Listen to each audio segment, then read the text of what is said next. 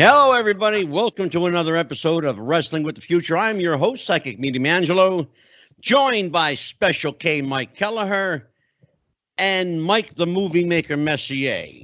It's Mike and Mikey. By the way, my shout out to my boys over here from Mrs. Bruiser Brody. Barbara Goodish sends her regards. She had a great time with us. And we have an equally interesting guest tonight, a very special guy, incredibly talented beyond his realm and beyond his years.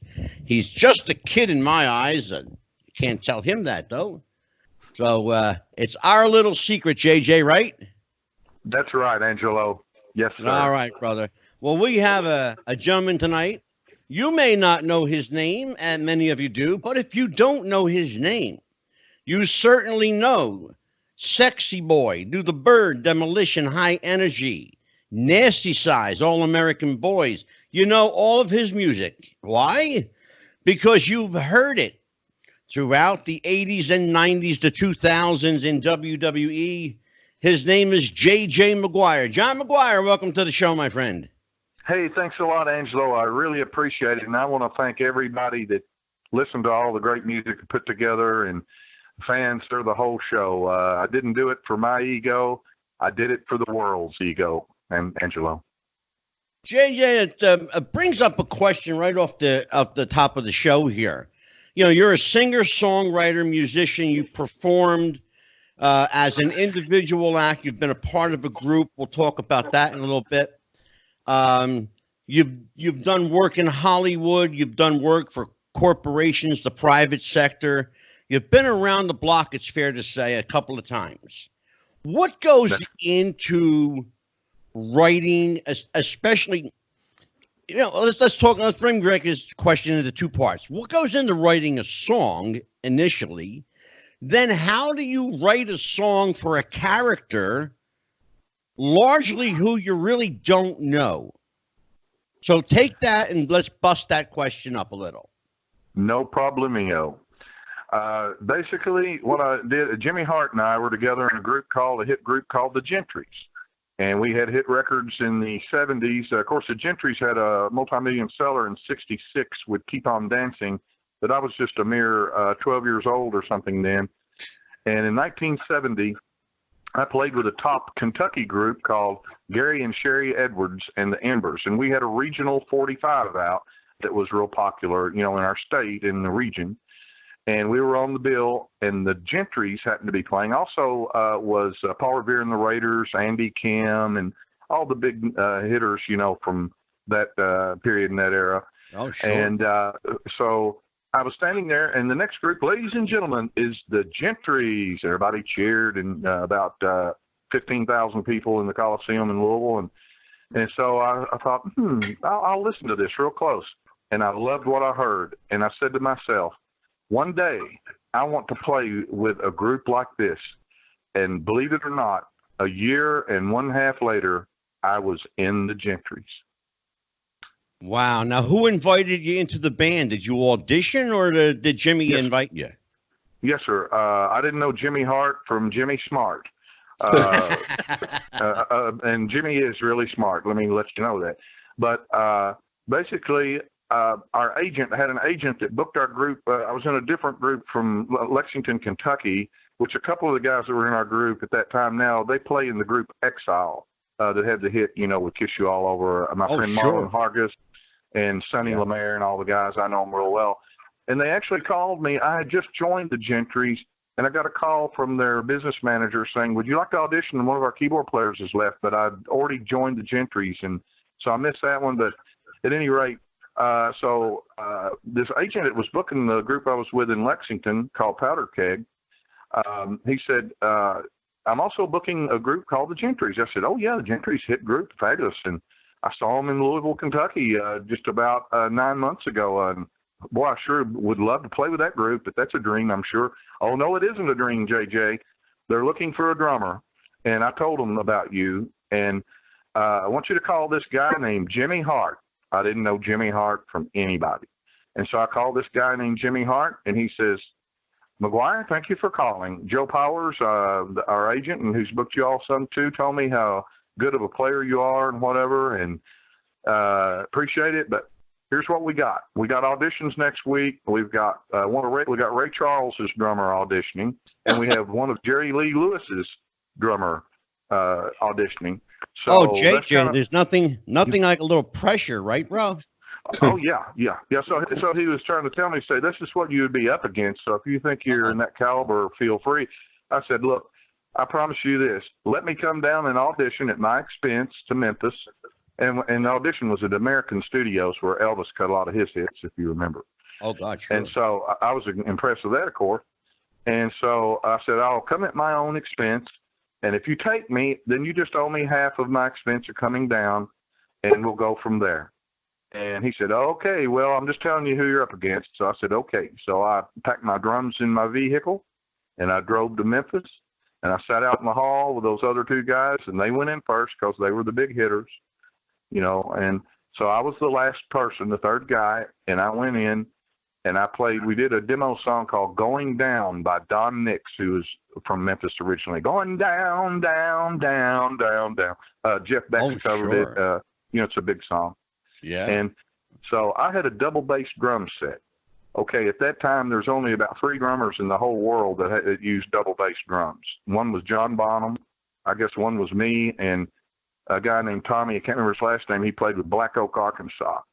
And I don't know anybody else that really did it. And if they did, they weren't known.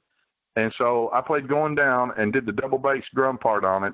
They stopped right in the middle of the song and looked at me. I thought, oh, I scared them. You know, this double bass thing, they don't understand this. And so they kind of chatted. Jimmy did with his guitar player, Wes Stafford, who's since passed away. He was his musical director at that time. And so I figured I've scared them. I've done too much. So they stopped. They said, let's take a little break. And so I started taking my cymbals off cymbal stand. I figured, well, I missed it. Okay. So then they walk out in the hall. Jimmy goes out in the hall and comes back in.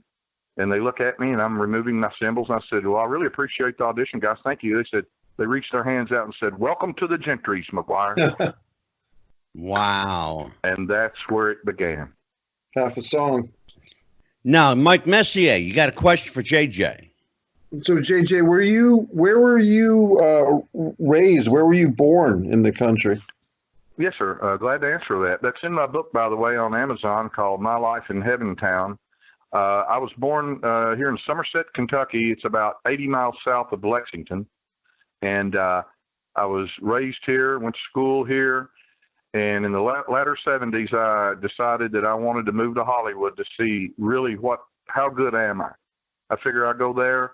If I've really got something, somebody will know. If not, then I can always go home. Well, I lived out there for almost 10 years and did very well. I got a job immediately as a phone butler. You're going to love this one. It's in the book too.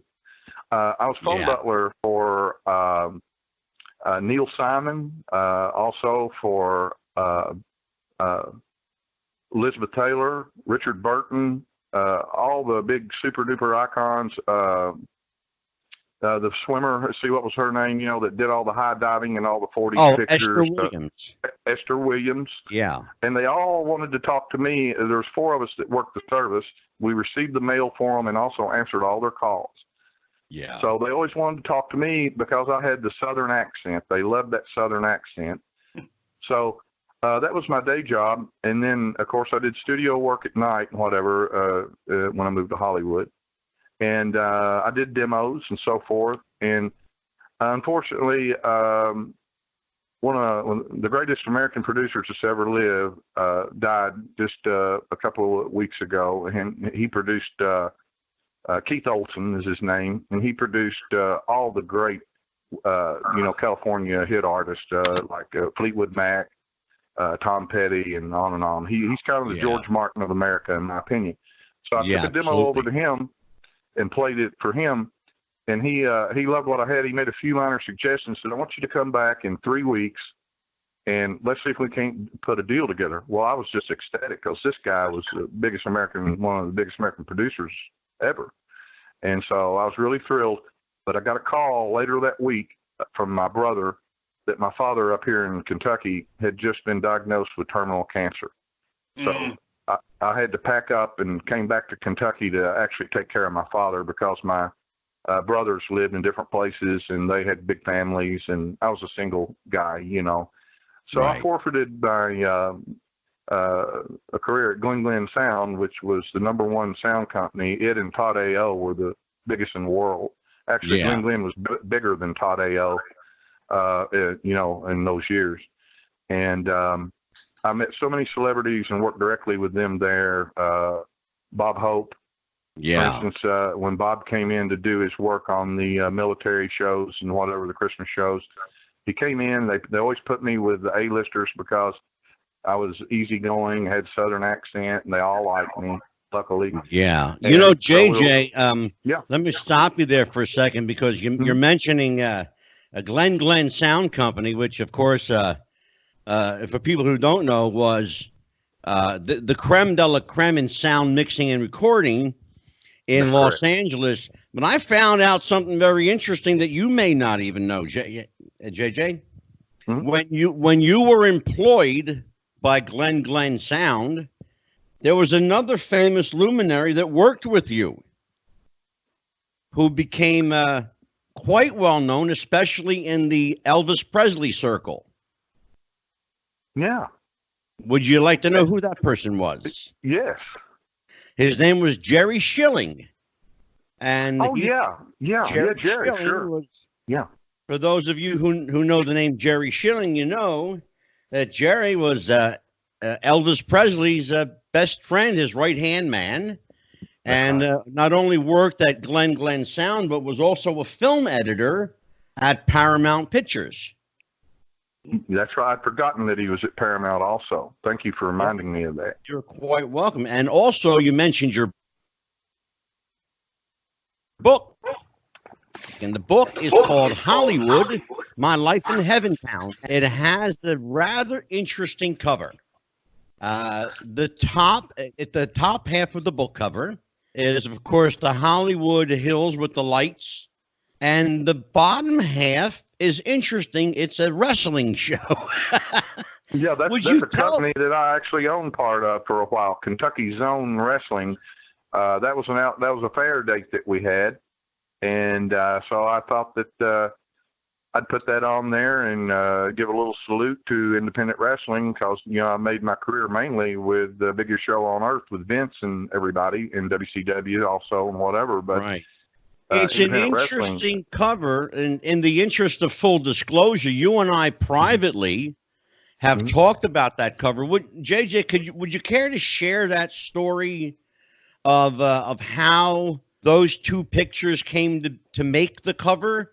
Because as you explained it to me, the publisher wanted to go with a different cover. That's right. Basically, they wanted to use the typical Hollywood sign, you know, the white sign and the whole thing. And, of course, I said, well, everybody uses that on every book and everything you see. It's always that picture, a licensed picture of the Hollywood sign. So let's just construct something of our own and do it that way, because really my book isn't just about wrestling. It isn't just about Hollywood. It's about my experiences really across the boards of both. So the book would be interesting to a person who cares nothing about wrestling. The book is still interesting, I think, and entertaining because there's all these other facts about the A-listers and celebrities that I worked with and experiences that would appeal to people perhaps that don't care about wrestling. So there's something in the book for the wrestling lover and also the Hollywood and film and sound lover too. Absolutely. Go ahead, Mike Messier. When you were a kid, JJ, was going to the pro wrestling matches a part of your childhood, or did that kind of become a part of your life through Jimmy Hart later on? No, my father used to take me over here to the local armory, which was where Randy Savage and all those guys started. This was on Angelo Papo's route. You know, his territory. It was like IWC or something, IWA or IWC, something like that. IWC, yeah.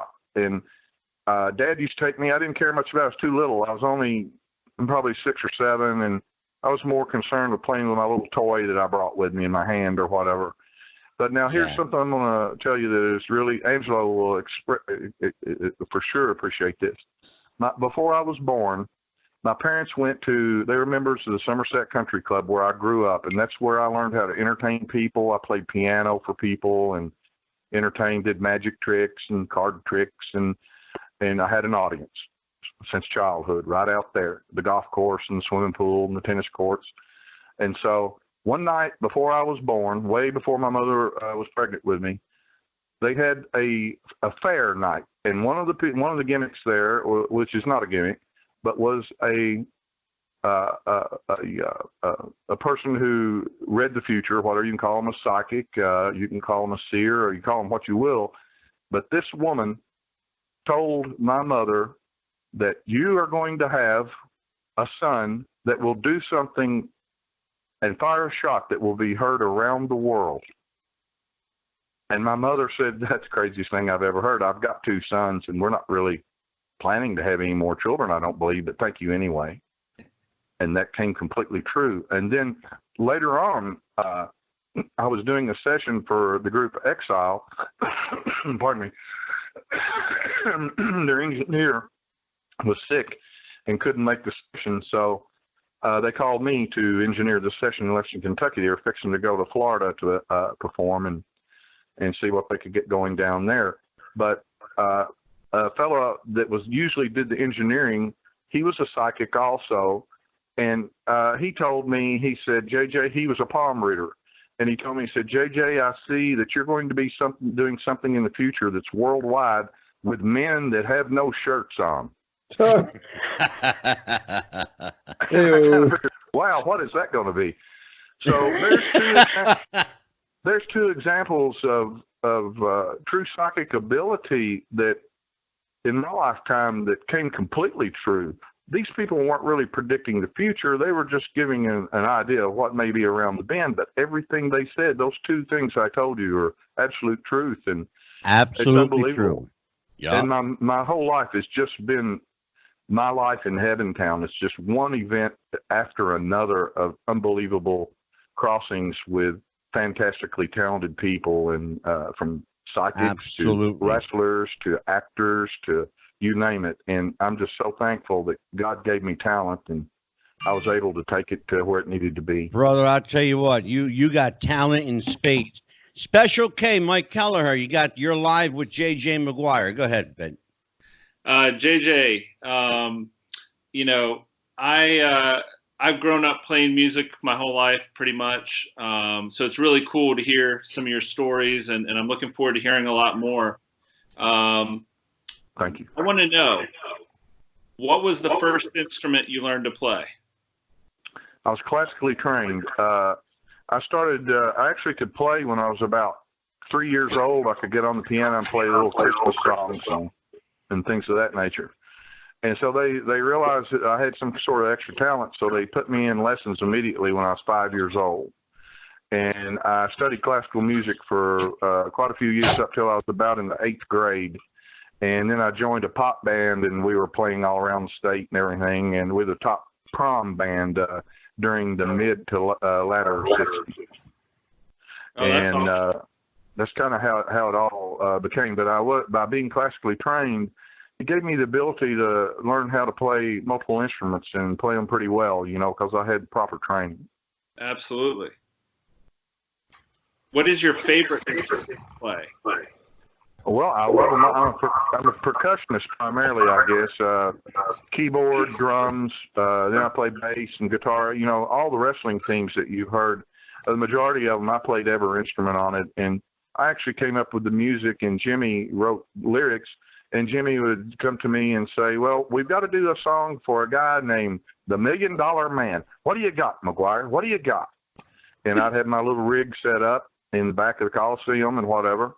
And I'd go, well, let me plunk around here a minute. And then Jimmy would go, hey, that sounds pretty good right there. That little Sparks Fleet started was good. Okay. And then so we just kind of collaborated in that way, even though Jimmy doesn't play any instruments or whatever, but he's got a $1 million golden ear. He can hear what sounds right and so forth. So that's kind of how we did it. But we, of course, saved a lot of money by me being able to play all the instruments. And we did it all ourselves, and that's kind of how it was. But that $1 Million Man thing, people ask, what was the hardest thing to come up with? Well, really, I wrote most of them very quickly, and, we had to work quick. So we had a little trouble trying to come up, what would fit this? What would fit Ted DiBiase, you think? And, I'd watch the matches. I'd see what their gimmick was. I'd see what their outfits were. I'd look at their attitude.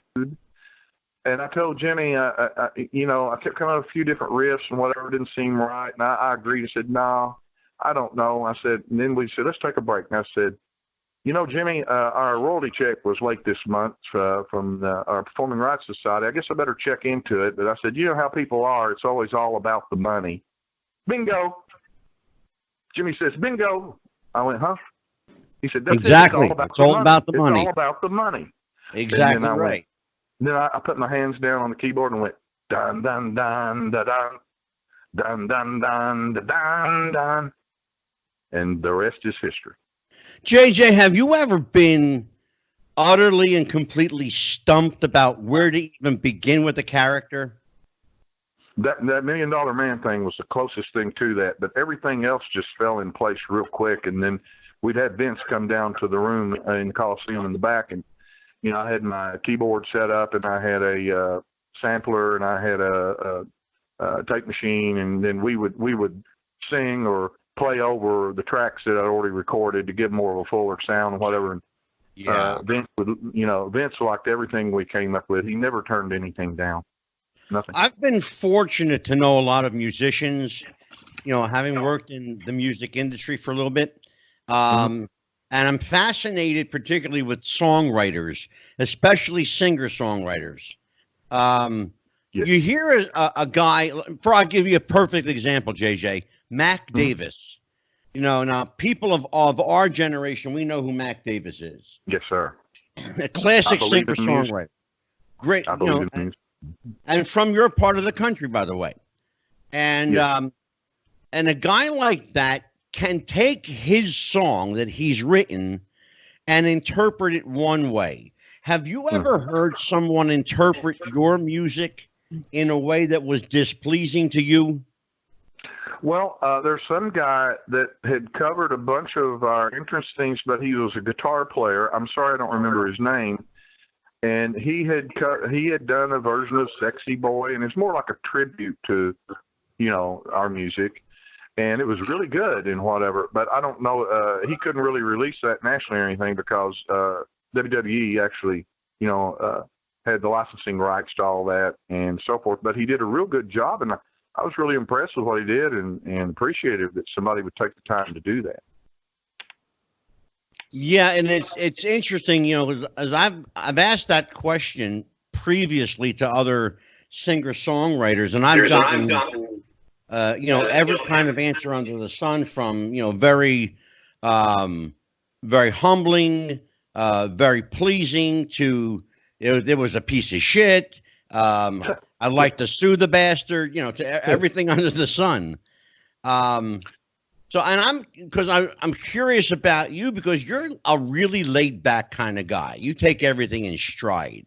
So I can't imagine there's not much that you don't like, but that's musically, true. What is it that really like sways you away musically from saying, I can't keep my mouth shut on this particular thing? Well, that's a tough question. I always really loved ZZ Top. Of course, I always loved the Beatles. Who doesn't?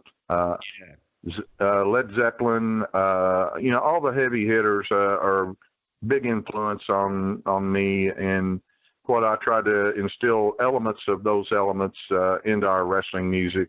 But our wrestling music was really, they were characters. It was more like cartoon characters, and we had to come up with everything, every style of music, from the rumba to country to pop to jazz almost to you name it. I mean, you can listen to all the different themes. I mean, I've just got a small placard here I did over 114 themes for WWFE and WCW, but Yeah. You read off a few, but I did American Made for Hulk at WCW and played everything. Oh, sure. Shawn Michaels, Sexy Boy, Bret Hart's Road to Destruction, Ted DiBiase, Honky Tonk Man, Demolition, Repo Man. That's me going Repo, Repo, Repo Man. That's me playing every. Oh, you're actually on that. You know what, That's JJ? me. I had no Repo Man. idea that was you. Yeah, Repo Man. But I sampled it and dropped it in octaves on my. And I believe I was the first guy to ever do that drop sample voice. Next thing I know, every rap artist in the world is doing it. But I believe I'm the first guy that ever did it. And then also, I did the Repo Man theme in my parents' house, and my mother said, "Turn that noise down." And did Superfly's theme was the first WWF theme that I did. It's me going Superfly also. And Wow. Road Warriors, Legion of Doom, Rockers, Mountie, Dusty Rhodes. He's just a common man. The Beefcake cowbell. Strut. Yeah. Oh, Yeah. God, sure. JJ, how Beefcake long does it Strut. take you to crank out a song? Not very long. Once I'm on the right groove, it's pretty quick. Maybe, I don't know, 10, 15 minutes. Maybe some of the Are Sexy you Boys kidding written, me? No, You Sexy can- Boys written in 5 minutes, You wrote Sexy Boy in 5 minutes. maybe less. Yeah. And that is, we should tell people that is singularly the most played entrance theme in all of wrestling. That's correct. And that's a right, fact. Angelo.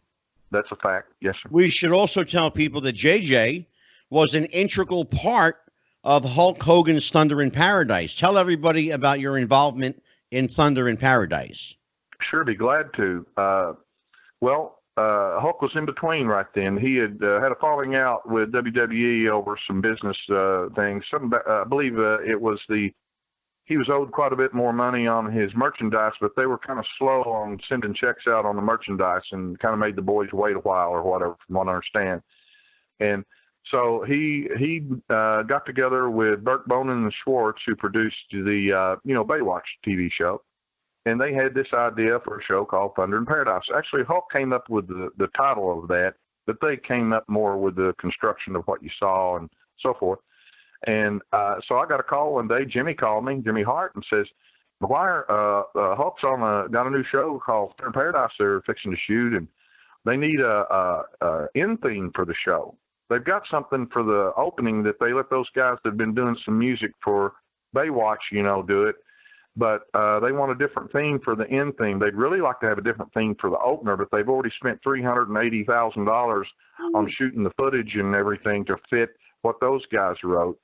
And so I said, "Yeah, sounds good." So I packed up my portable studio stuff and actually threw it all in the back of my Corvette. It actually fit in there, my multi-track recorder and mics and front seat fills and floorboards, and headed down there to Florida. And we set up the stuff, and I had I came up with the reggae lift that you heard. When the sun goes down in paradise. We hired an actual Jamaican guy to sing it, but I'm playing all the instruments and wrote the music. Jimmy wrote all the lyrics. And so I went down and we demoed the song for Burt Bonin and Schwartz. They left up and I thought they were going to marry us. They were hugging and kissing on us and carrying on. And they said, "Fire that reggae band that we've had out there on the beach. Fire those guys right this minute." And they sent the PA out there and told those guys to go home. They were true Jamaicans, but they had trouble communicating because they couldn't speak fluent English.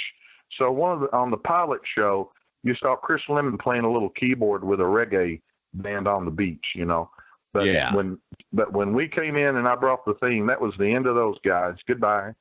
So, and then Greg Bonin looks at me and says, "Maguire, it's just this is more than what we needed. And we want you guys to come up with montage music too, because our LA guys have about run down on everything. They've done so much Baywatch work that everything's starting to sound similar. So we'd like for you and Jimmy to come up with our montage segment music and stuff too." And I said, "Well, sure, whatever. Sounds great. Thank you." And I was packing my stuff up, and then Greg Bonin comes up to me and says, "Maguire, excuse me, how long are you down here?" I went, "Well, I brought about 4 pairs of underwear and socks. I just came down, to play the theme and figure if y'all liked it, which you said you do, that's it." "Oh, no, you better go to Target right now and buy plenty of underwear and socks because you're a character on the show." Wow. Yeah. Yeah, that's what I said. You played Yeah, the band leader. they made him an actual character. That's what I was getting at, JJ. Yeah. They made Yes, him sir. an actual character on the show. You played the Special band K, you leader on had the a show. question for JJ. They actually let me create my own character. I picked my own wardrobe.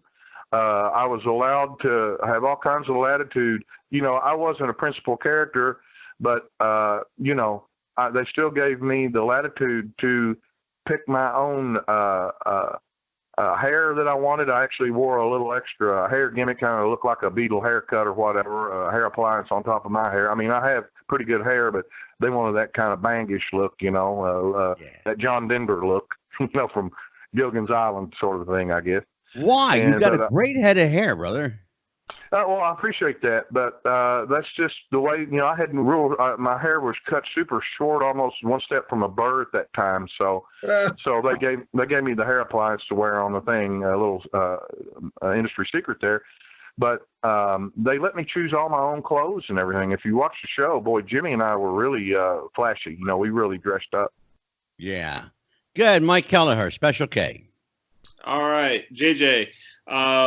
You know, I was thinking about the variety, and you kind of just hit on this a little bit. I was thinking about the variety of music that you had to be able to be proficient in.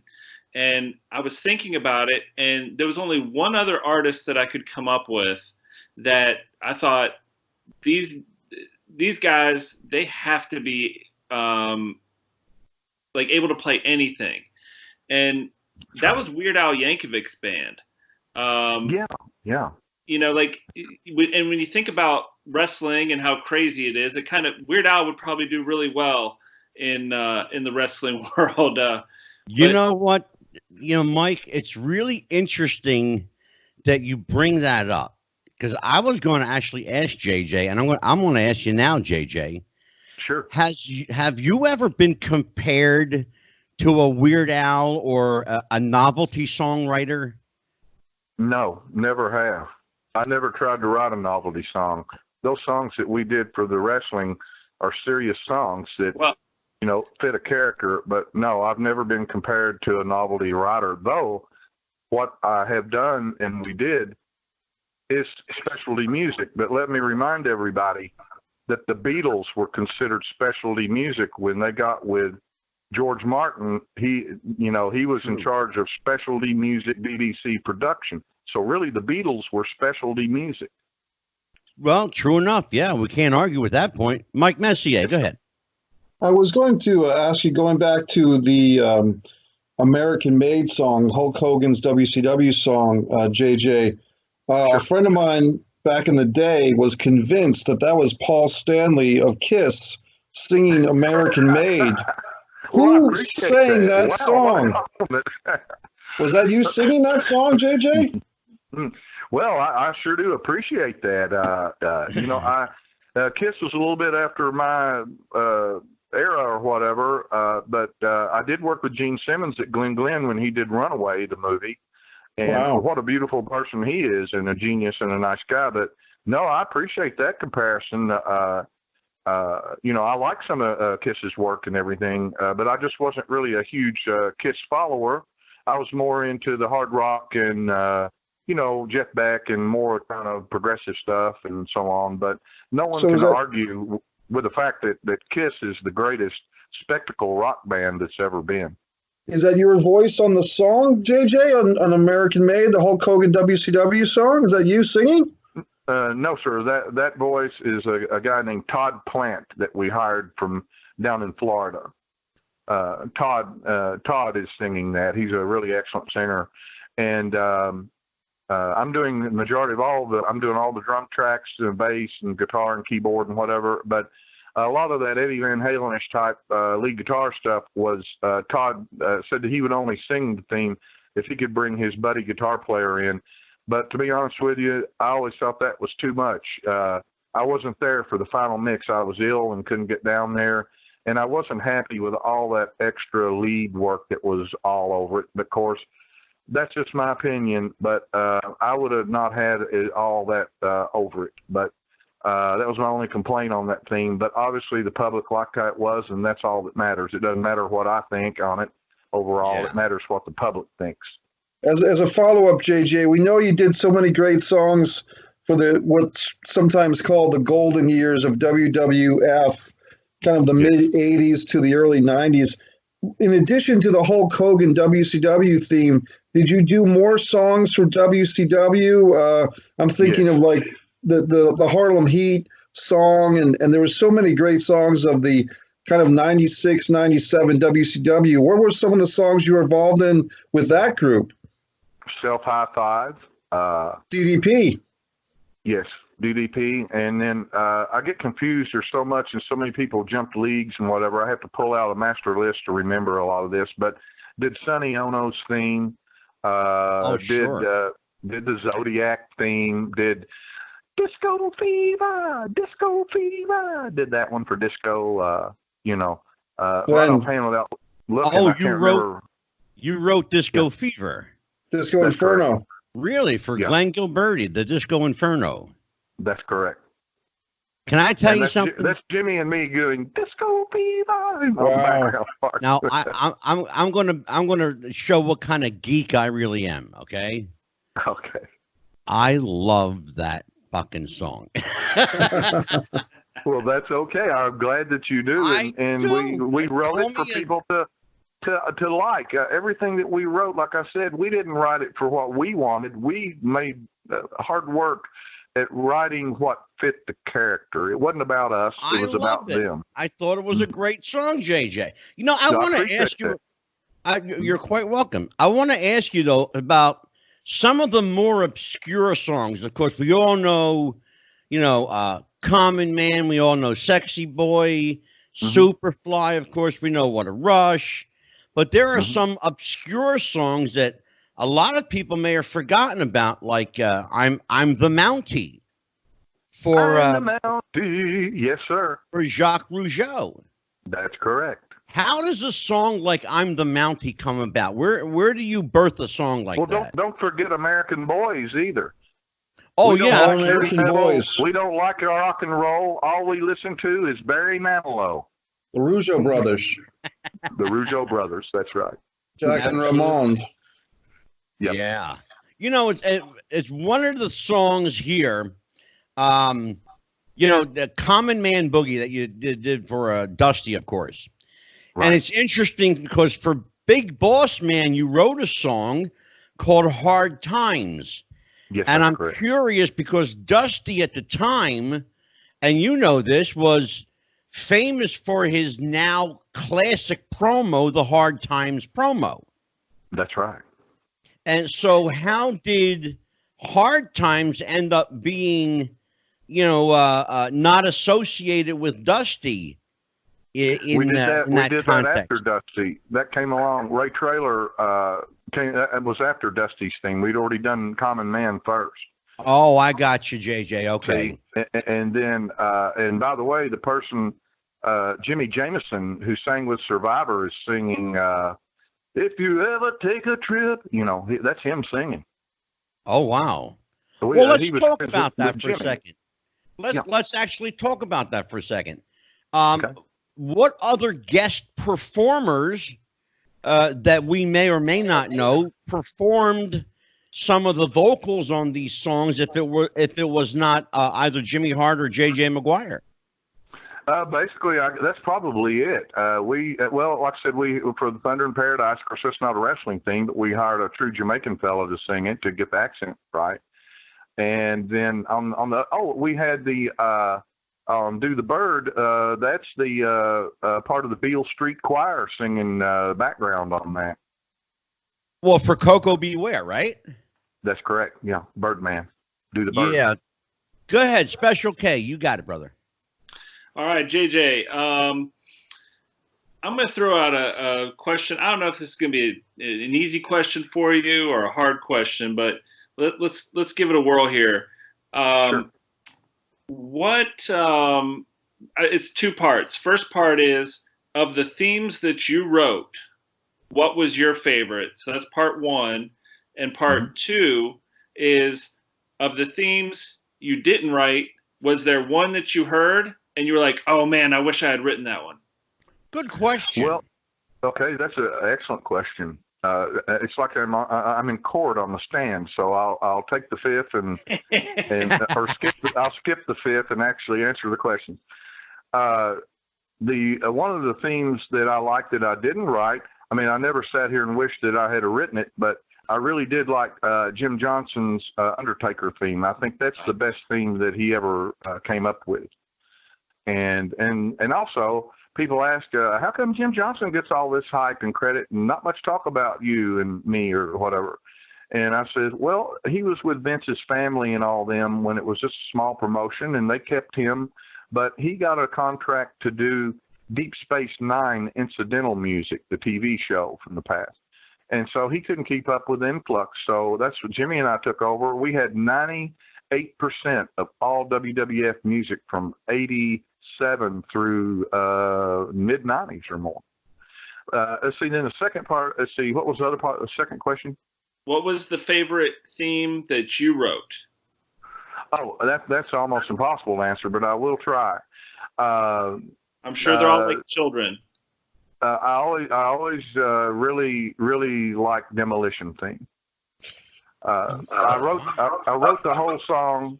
I wrote the whole song, and Jimmy wrote the lyrics. We did it in about 15 minutes, and then where it goes to the bridge, where it goes, demolition, you ain't no. Jimmy said, leave those chords out. I said, what? I said, that's not a complete song. He said, no, here's what we'll do, Maguire. Leave the bridge 2 chords out where it goes up to B right there and says that. Leave it off, and Rick Derringer will add those 2 chords, and then we'll share a writer's credit with an icon. I said, that's the smartest thing I ever heard in my life, Jimmy Hart. And that's what we did. But I actually wrote the whole theme, and I actually wrote those 2 middle chords and whatever, but I left them out in what I just told you so that Derringer would put them in, and then we could share a writer's credit with a true icon. You know, JJ, I'm surprised that your favorite song is not the most successful song, Sexy Boy. Well, I was going to say, I enjoyed playing Demolition and whatever and writing that, but Sexy Boy is one of my top favorites. And then also a kind of obscure theme that I wrote that I really liked, one of the heavier themes, was the Crush theme. Do you remember Crush? Yeah, sure. Kahuna Crush. I don't remember his real name, but he was from Hawaii. He was another Brian Adams. Hawaii. Who? Brian Adams. Brian Adams. Okay, that sounds right. But I always liked that theme, and that's one of my favorites. But really, I love them all, and I love the wrestlers, and that's why I came up with what I did. And Jimmy came up with those great lyrics, and some funny stuff and serious stuff and whatever, and but really I love them all. Beefcake Strut was the second theme that I did after Superfly, and I always liked that one, but Brutus really helped us. If you remember, Brutus ran around the ring for about 20 minutes before he ever got in the ring, and then when he finally won and cut the opponent's hair, he ran around the ring about another 20 minutes, but that helped us because we got paid on duration. The longer the theme plays, the more bonus you get. Go ahead. Mike Messier, go ahead, bro. JJ, I kind of had a question. You can take it in a few different ways, but listening to a lot of the songs today, they're all bringing back great memories. But what occurred to me was listening to, say, a song about the Demolition theme or even the Legion of Doom, Oh, What a Rush, that iconic theme. Of course, you guys were brought in to do a song for the Legion of Doom because they couldn't use Iron Man by Black Sabbath. So you were going up against that, and I think did a great job. My thought was some of the wrestlers like a Jimmy Snuka or even a Brutus Beefcake that weren't, dominators, but more entertainers, their theme songs had an entirely different vibe, more of a, feel-good, happy vibe, or even an Owen Hart. You could kind of visualize with the Rocket theme, the high-flying maneuvers of a young Owen Hart, as opposed to the dominators like the Legion of Doom or even the Big Boss Man with Hard Times. Was Vince McMahon or Gorilla Monsoon or anybody like that giving you guys some instructions like, hey, this guy is going to be a main event guy, this guy's going to be a mid-card guy, give this wrestler a dominant song, give this guy kind of an underneath mid-card song? Mike, was there anything like that's that? a real good question. That's a real good question. JJ, did it make a difference their placing on the card? as to what kind of music was written for them? No, not actually. Basically, we were just told we got this new talent coming in named so and so, and he's going to need something. And we went, okay. So I would watch and see what their gimmick was, like I said before, and whatever. But no, Vince never said we're going to put the big push here and put there, whatever. We were never told that. We were just given latitude to write the song, and there you go. Okay. And JJ, how much input did the performers themselves have on what you wrote? Did you ever get or ask them, or did they ever volunteer? Like, I think my music should sound like this or that.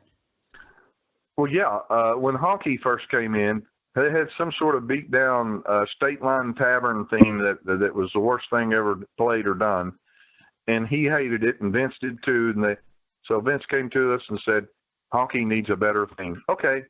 So I came up with Cool, Cocky, and Bad. I got long sideburns and my hair slicked back.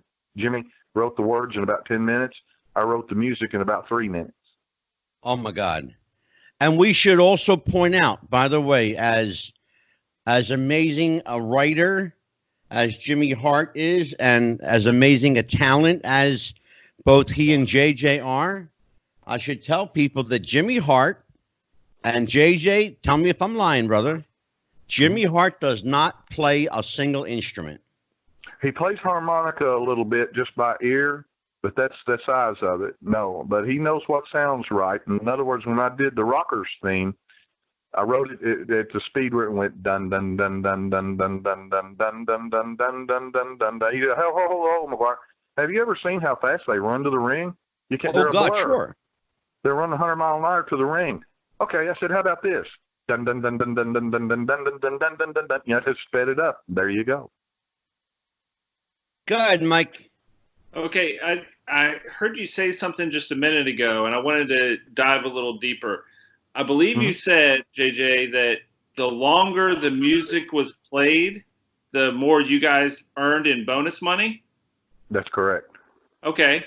So can you talk a little bit more about that? And then also, was your deal with WWF or WCW, whoever, was it just like you're going to get paid X dollars for a entrance theme, and it doesn't matter who it is or whatever? It's just like it's a set fee for piece of music. Oh, no. I made all the deals. Okay. If I'd left it up to Jimmy to make the deal, we'd have made $10.50. Wow. Jimmy is one of the greatest entertainers that's ever lived, but he's not the businessman that I am.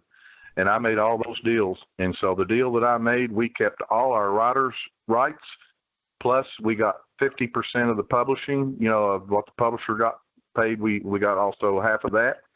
No deals like that will ever be made again. Wow. So I'm the guy that put it all together. Smart. So you were secretly rooting for the guys who used your entrance music to make TV and pay-per-view.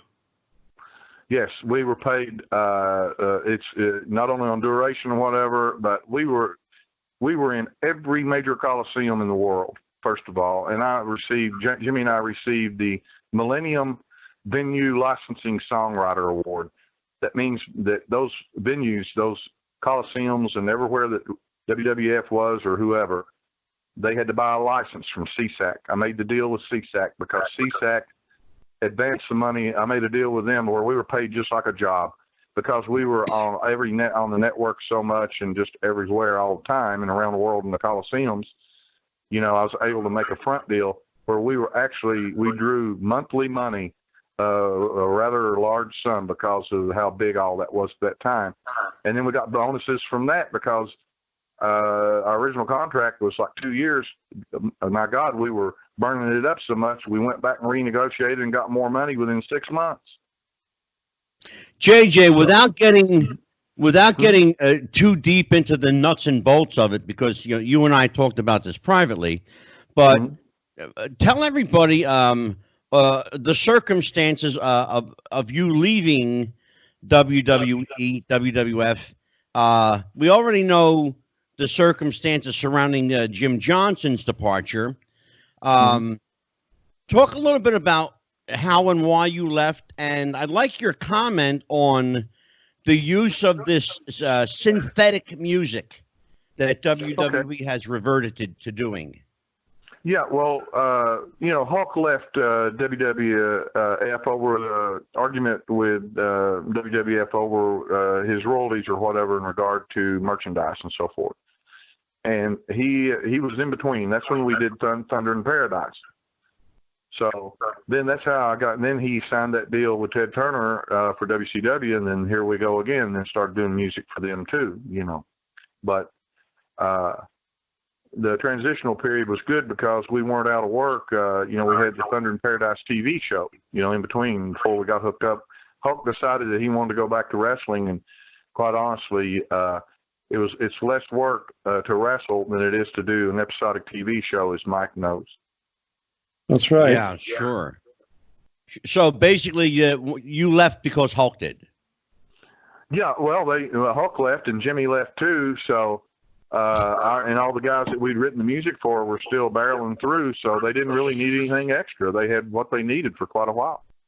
Yeah. Go ahead, Mike Messier. Mm-hmm. Yeah. Well, I was just thinking, if people, younger fans perhaps than us, want to maybe see a show that really represents some of your best work, my guess, JJ, would be WrestleMania 5. Does that sound about right to you? The Hogan Savage main event, Mega Powers Explode. Would that be a good card for fans to hear your music? Yes. Yes. In 91, SummerSlam in England, every theme that played except for two themes was our themes. Wow. That would be 92, SummerSlam 92 in Wembley Stadium. That's correct. Yeah. Yep. That was headlined by British Bulldog and Bret Hart. That's right. And, the family grudge match. Right. Exactly. With Diana Hart and everybody else. And I think about your music and just how many Hart family members you've done music for. You're talking about Bret Hart. I think I want to say Owen Hart. You probably did a babyface song and a heel song for him, if I'm not mistaken. Yeah, I did High Energy for he and Coco when they were High Energy, and then they used some generic thing for Owen, but then occasionally they would also throw on the High Energy thing.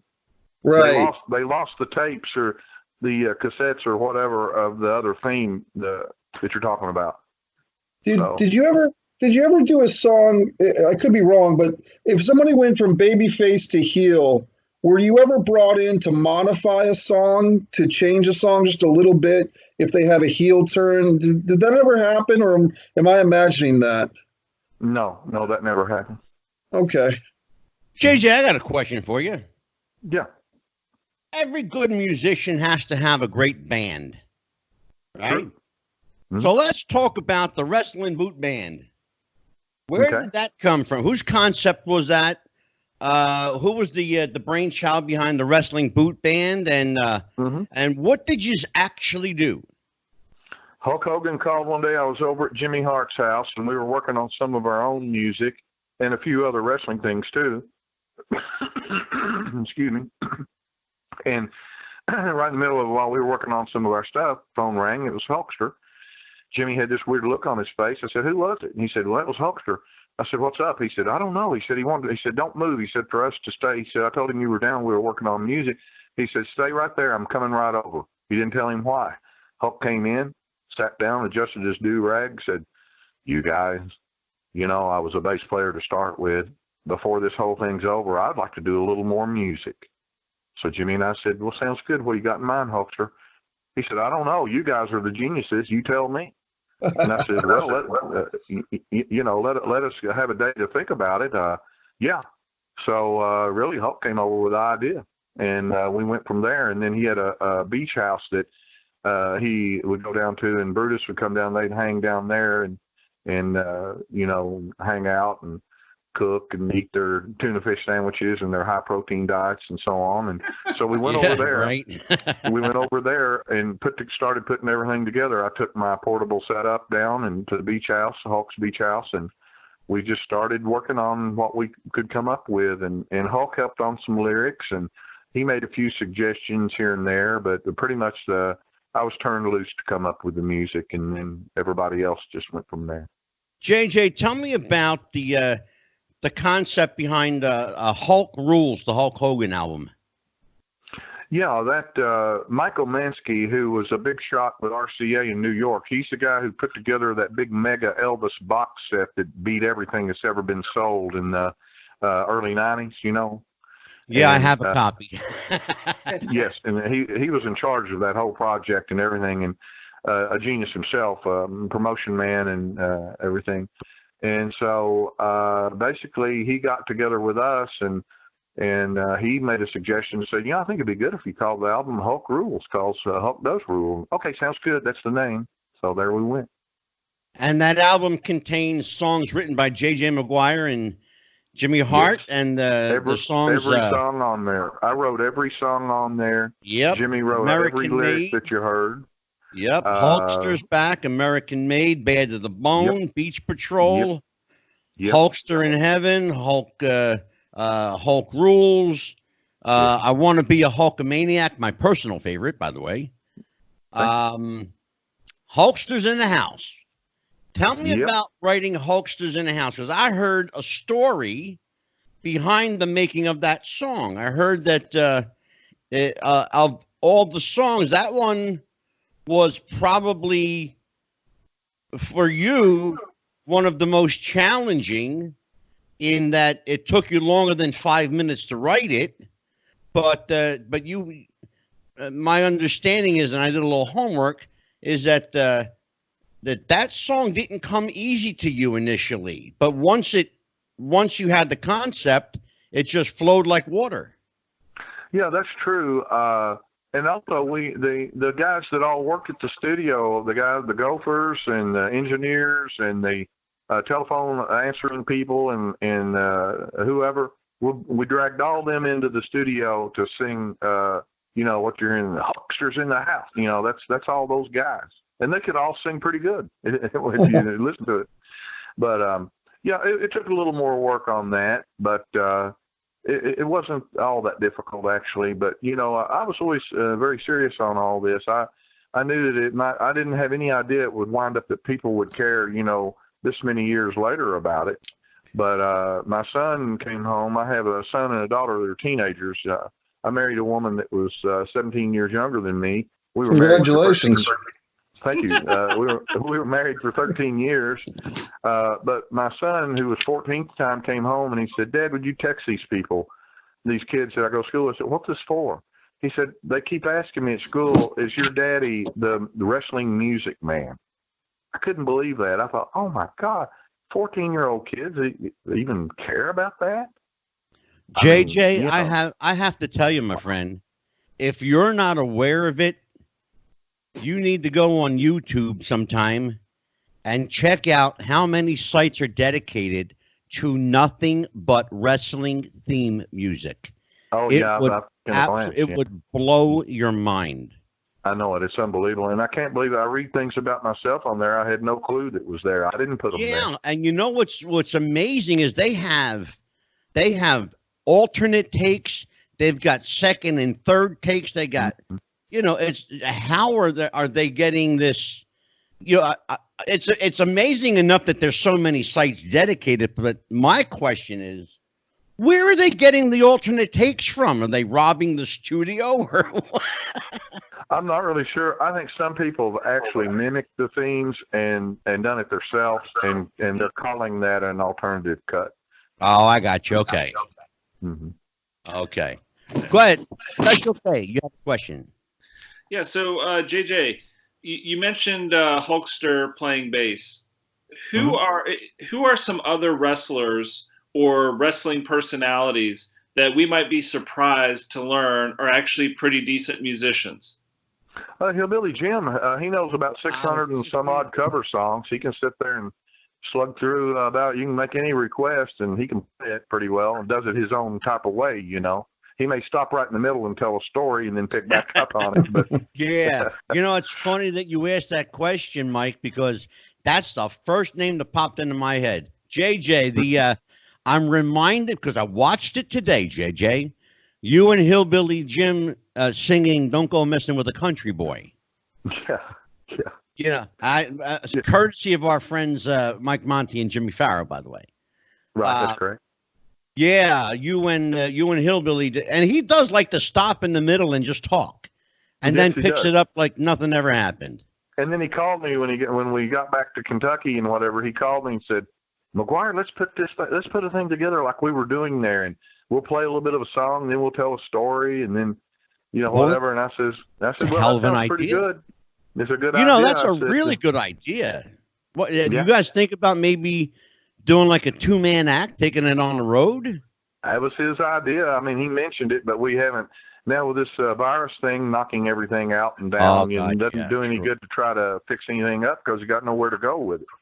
Yeah, that's true enough. Go ahead, Mike. Yeah, go ahead, Mike. JJ, I had a follow-up question. I actually had a audio cassette copy of the Wrestling Boot Band, Hulk Hogan, and the song Hulkster in Heaven. I mean, the way that it was told was kind of a sad story. It was a young wrestling fan with a terminal illness who wrote Hulk a letter, and Hulkster was kind of corresponding with the young fan and giving him some reassurance that he'd see him on the other side of the pearly gates. And I guess I don't want to ask if that was just a story for poetic license, but it was a heart-rendering song. Let me straighten that out for you and get it straight for you. That song was dedicated to Baby James. Baby James was a little boy that was abducted at the train station, and he was murdered. And we did the song, and part of the proceeds of what we received from sales of the album, we donated to the Baby James Fund to help to stop that kind of stuff and whatever. But Hulksters in Heaven was written for Baby James, who was abducted in England and murdered. It was a really touching song. I remember it very well. Yeah, I had no idea. That choir was from that was the Tampa Bay a black choir, the Afro-American choir, and you can hear it. They belted it out. $1 Million Man, fabulous. I was real excited about that. And I had no idea that was a true story, to be honest with you. That's true. And I had no idea of the heaviness of that story. So thank you for. Yes, sir. It was. We did that for Baby James, and they still have that society that helps children that are dropped and abused and so on and so forth. But we were glad to try to help in what little way that we could and what have you. But I wanted to tell a very important story before this is all said and done. Yes, sir. My father, it's in the book also, My Life in Heaventown on Amazon. You can get right now. My father, future father to be, in 1929 went with his father, my grandfather, Dr. John D. Maguire, to the Opera House in Lexington, Kentucky to see the world champion Ed Strangler Lewis. He was the Hulk Hogan of the world at that time. He's really the first Hulk Hogan, so to speak. He was world renowned. And in those years, people dressed up like they're going to the gala ball. People didn't go in ripped up T-shirts and torn off pockets and knees out. People dressed up like they were, creme de la creme, like wealthy people. And so anyway, Strangler came out, and his gimmick, he was chewing gum going to the ring. Well, some fan slapped him on the back unexpected, and he got choked. And it was real. And he couldn't breathe, and he started turning blue and fell on the floor. And so they got on the megaphone and said, there's a doctor in the house. Granddad and future dad was sitting right there. They stepped under the rope because they didn't have barricades then. And Granddad, whatever he Heimlich or whatever he did, he got the gum out. The Strangler was dying.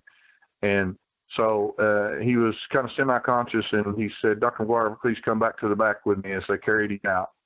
And he got in the back, and so Strangler Ed said, Dr. Maguire, you saved my life. He said, you name it, I'll give you a new horse and buggy or one of those newfangled cars, whichever. You just pick it, and you've got it. He said, no, I can't do that because I took Hippocratic oath to do what I did. And we love wrestling. And he looked down at my father, my dad told me, and he was only 19 at the time. And he said, but Strangler, lifetime ringside seats sounds like a good deal. And Strangler Ed said done. And that's a true story. And then, but for people who don't know, Strangler Ed Lewis and his business manager, Toots Monk, are the people who created the undercard and also the storyline in wrestling, and also helped to formulate Capital Wrestling, which also became WWF, which became WWF, which became WWE. So one chapter in the book of my book is the day Granddad saved wrestling. Wow. And I encourage everyone to purchase the book Hollywood, My Life in Heaventown, written by J.J. Maguire, and your co-author was John Cosper. And he's just finished a great book on Tracy Smothers, and it's going to be released next week. So I'd like for people to be sure to get that book too. So JJ, I want you to plug your social media. Where can people reach you, book you, find you? Yes, sir. You can contact me at all lowercase HurricaneJJ53 at gmail.com. And that's the best way to contact me right there. And then my Facebook page is John Maguire, Maguire. And it's the one where it's just a picture of my head and face with my string tie on and whatever. There's a couple other sites on there that I had when I was part owner of Kentucky's Own Wrestling, but I don't really address those anymore because I'm not with them at this time. But the John Maguire site with me wearing the hat and the sunglasses and the alligator string tie is where you want to go. Fantastic. Well, JJ, I want to tell you what, this was a great conversation. It was an hour, went entirely too fast in my opinion. So I know that since you're my friend now, that you'll oblige me by coming back for a part 2. Would you do that for me, my friend? I would do it, and I'd just like to close by saying this. God gave me talent, so I took it to the greatest show on earth, traveled the world with the greatest of all time, unbelievably entertained people of color in all walks of life. Who knew that wrestling is such a powerful force? I did. Love it. Amen. Well, thank you, my friend. We will definitely have you back for a part 2. Everybody, J.J. Maguire, John Maguire, my friend, an incredible songwriter, an incredible talent. When all of this is said and done, if you get a chance to see him, do it. I encourage everybody to listen to his music, to buy the book. Again, it's called Hollywood, My Life in Heaventown by J.J. Maguire and John Cosper. J.J., thanks so much for joining us. You take care, brother. Thank you. And thank you all, Mike and everybody. And I sure appreciate your all's love of wrestling and music. And God bless you all. And thank you all so much. And thank you once again, Angelo. Thank you. You're quite welcome, my friend. Take care, John. Thanks, Yes, JJ. Thank you. Yes, sir. Bye-bye. Bye-bye. That was an amazing conversation. And you know what? The thing that keeps popping into my head is 2 things. Number one, he was talking about how he had forfeited his chance at a music career or entertainment career when he had to leave to go take care of his dad. But his perseverance and talent intersected and got him right back, and probably further than he would have gone if he had stayed exactly. And I'm glad that you said that. I really am, Mike, because and that's why you're special, Kay. By the way, that came from my wife. Yeah. Thanks, Anita. Right? But, but no, it's absolutely true. Had he not foregone his music career, we may not have ever heard of him. Yeah. And Mike Messier. Yes. Talk to me, brother. Well, I just thought it was a great conversation. I mean, you're talking about a guy who's run with the big pack, so to speak. And just, I was going to pay JJ a compliment that, when he's talking about he's doing all the instruments on these songs and Jimmy Hart is kind of, guiding and writing the vocals, of course, which is very important. But I was going to say to JJ, he's the best type of collaborator to have, the guy that does all the work. Absolutely, of course. I mean, when I make a movie, I like to have a DP editor, usually my buddy Tim Labonte, who the same type of guy who really knows the technical aspects. And I do appreciate Jimmy Hart's vision, so to speak, and his ear for it. But you know that JJ is really the one laying down those instruments, which is such a task, And he plays everything. That's the thing. Yeah. I'll say this too. Like he said, the last thing he said before he got off the call, he was talking about playing for everybody, and I'll just say this: I can't imagine a wrestling world without these iconic pieces of music. Like right. Exactly. The athlete, I say the music can be just as important as the athlete behind it, because they both set each other up. Oh, sure. Well, I think about it. You're talking about the most iconic theme song you ever wrote is something everybody recognizes now. It's called Sexy Boy, Shawn Michaels. Yeah. And that's the most downloaded single piece of wrestling music in history. And it's remarkable. Victoria, didn't she sing on that? Sherry Martel. Oh, Sherry did. Yeah, Sherry Martel. Sensational Sherry, and it's such a treat when you're watching wrestling from the 90s or from the 80s even, and sometimes you hear some of the wrestlers that have passed away, like a Sherry Martel, singing on some of their own songs, and it like Sexy Boy and other wrestlers who did some of that, and it really does bring nostalgia. And like I said, WrestleMania 5, SummerSlam 92, some of those events really highlighted this gentleman's work with Jimmy Hart and everybody else. Absolutely. And we should point out that it's actually Shawn Michaels singing the song. Yeah. Yeah. And Sherry had a little bit of the chorus too, at different versions of it. Well, what's going on in the world of Mike Messier? Tell me if anything is gotten back to normal in light of this craziness we're going through. Well, no, it's really just about creating the new normal for the time being, Angelo, and just trying to keep everybody's spirits up. I have family and friends in the Northeast, Angelo, and obviously it's a little bit tougher in the Northeast U.S. than it is in the South right now. But even here, things are really slowed down, shut down. Look, I don't want to catch this thing. I'll be honest with you. I can't afford it.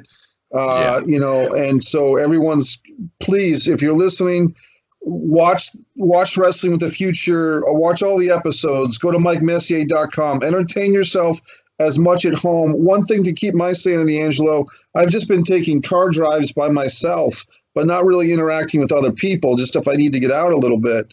Yeah, and you know what? And I want to interrupt you there, because I think that's a real good idea. I know people that are actually doing that just to get out of the house.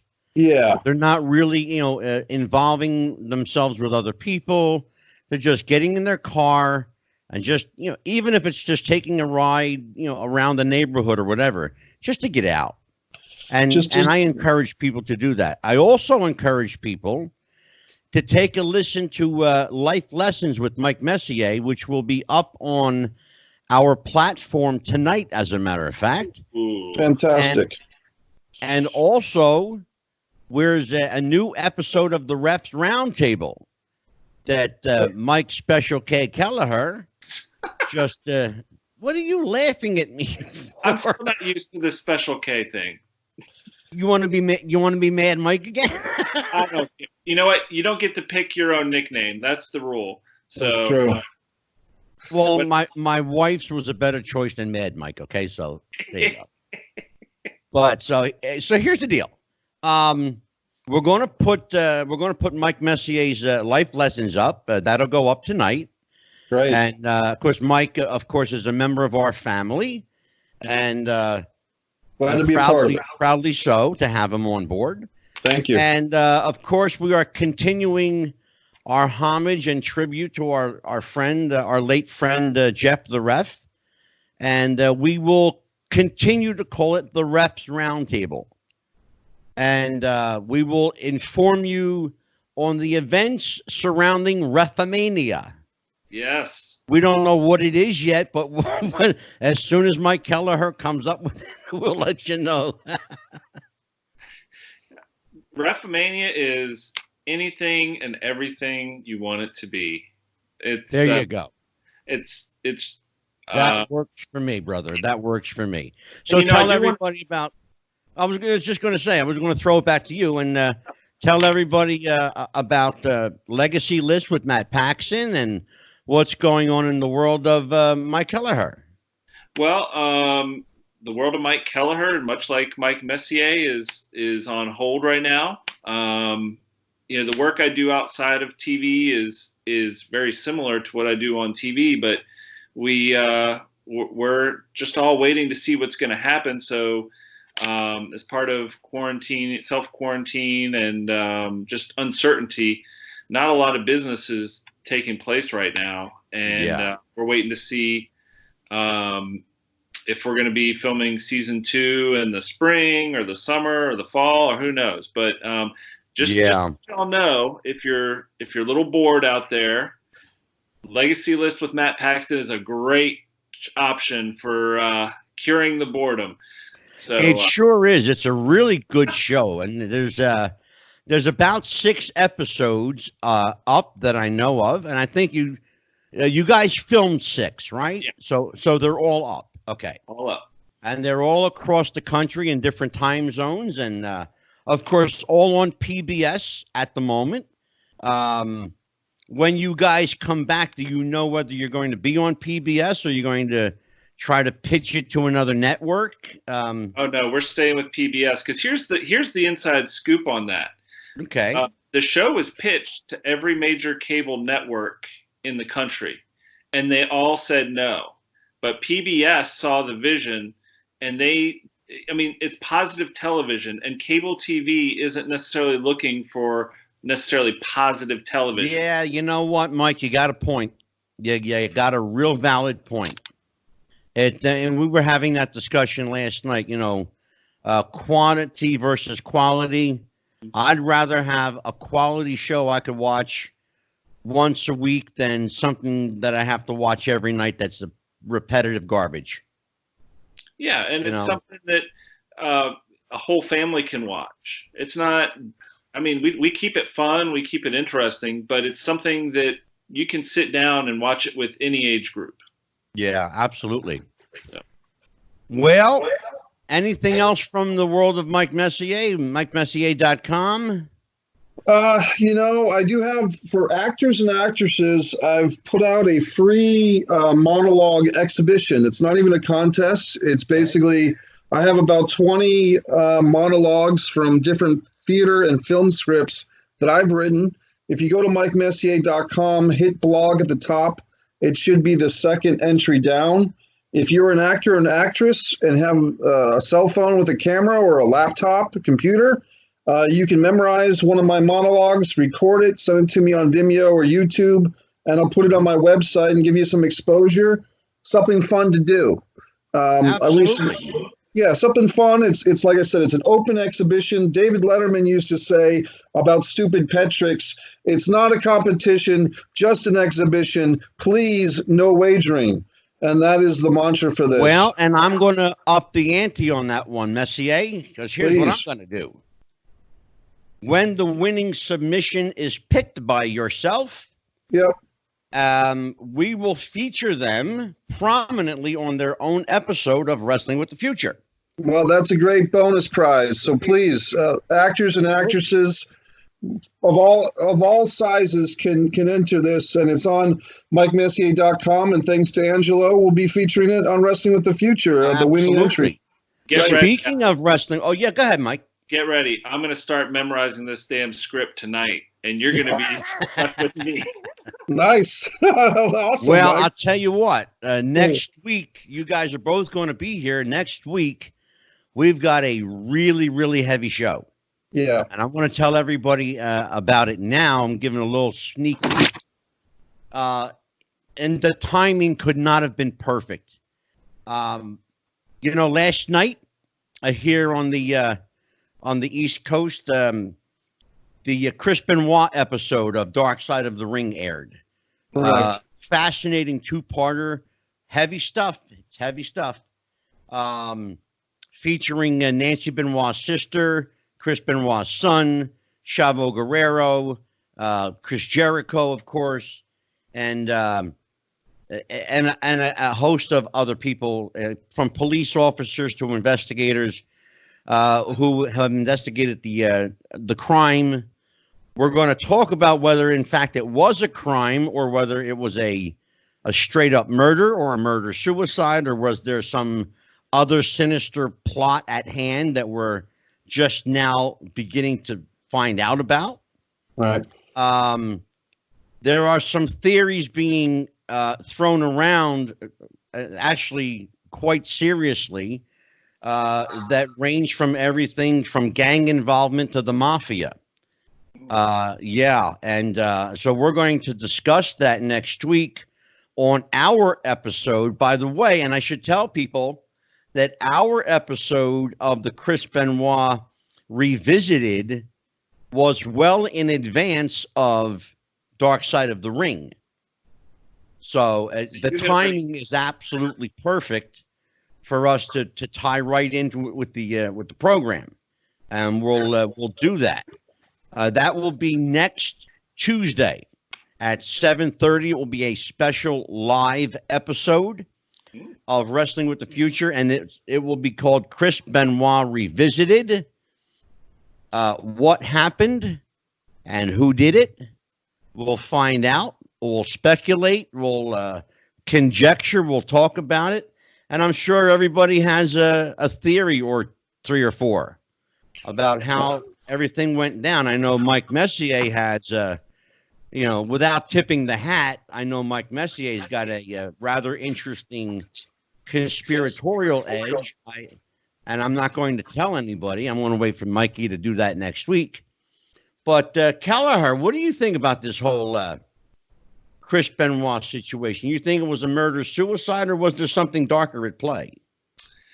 Well, without the information that Mikey's got, or you've found out, like, I've been purposely only looking at stuff that was older, around the time when it came out, when this happened. Okay. Because I don't want to come into this with any, I don't know. I just want to come into this and be just like it was when he actually died, from whatever means it was. But gotcha. Okay, fair enough. Sure. I'll just say that, the more I learn about this, my instinct, I feel, I don't think it was a murder. That's from what I saw on the Vice special, and what I've gone back and looked at some of the news reports and things. I'm open to any possibility. That's one thing about me. I'm not going to totally shut my mind off towards anything, but I'll say my gut right now is saying that it was not a murder. Okay. Well, on that note, for Mike Messier, movie maker extraordinaire, MikeMessier.com. Thanks, Angelo. And for Special K, Mike Kelleher, Legacy List with Matt Paxson. You can, and by the way, you can find both of these gentlemen on Facebook, Mikey Messier and Mike Kelleher. Friend them, hit them up, ask them questions, try to pry them for info about me. Send us photographs, ladies, because we're bored. Right. Send cash. Yeah. I'm Psychic Medium Angelo. Till next week, same time, same podcast network. Goodbye, everybody. Happy wrestling. Take care. Bye-bye.